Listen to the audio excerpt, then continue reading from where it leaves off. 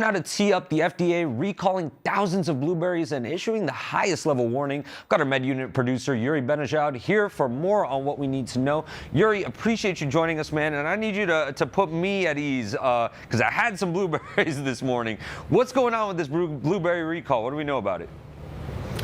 Well, this recall was actually announced over a month ago, but now this week the FDA came out and said it's now a Class 1 recall, which is the highest level of classification that the agency has. It essentially means there are concerns about serious health issues or even death. Now, the blueberries we're talking about, Austin, here are frozen green-wise blueberries and also mixed berries. They were sold at Publix stores, and there's concerns that they were contaminated with E. coli. That's a type of bacteria. And with the specific type of E. coli we're talking about here with this outbreak, it can lead to a serious complication known as hemolytic uremic syndrome, and that can lead to issues with your blood vessels where they become damaged and inflamed, potentially even leading to kidney failure or even death. Now, luckily, we haven't heard of any deaths so far from this outbreak. We have heard of at least 12 illnesses, including 4 people that landed up in the hospital.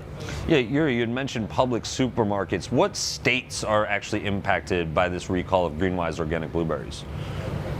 So it's mostly stores actually that were located in the South. There's only 8 of them, so I'll just read them to you here. Sure. Alabama, Florida, Georgia, Kentucky, both the Carolinas, Tennessee, and Virginia. Now, all of those stores have since pulled the products. They're unavailable for sale. But Austin, of course, the concern is because they're frozen, those Best By dates go all the way into early 2028. So you want to make sure you're checking your freezer, and if you have these blueberries or mixed berries, you're throwing them out. Yeah, Youri, I feel like every time we have one of these recalls, I need you to educate me on what the actual sickness is. Remind our viewers, what is E. coli and what are they at risk of when contracting it? Yeah, E. coli is a bacteria. It's actually commonly found in the environment, in food, and water.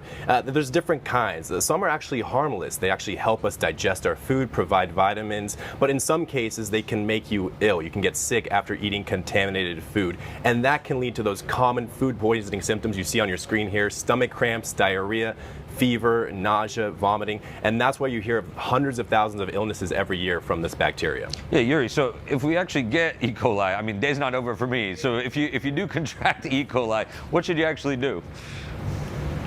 Well, I hope you don't get it, and luckily most people actually recover within about a week without any treatment needed. You want to make sure you're drinking plenty of fluids to avoid dehydration. The concern, of course, is those that are more at risk for severe illness, right? Younger children under the age of 5, older adults over the age of 65, and anyone with an immune-compromised condition. And then, of course, you want to look for those telltale signs that, signal you should probably go to the doctor. So if you're unable to keep water or food down for more than a couple of days, if your fever is over 102 degrees, over a couple of days, or if you see any blood when you're going to the bathroom, those are signs that you should talk to your doctor and see what kind of treatment you might have available to you.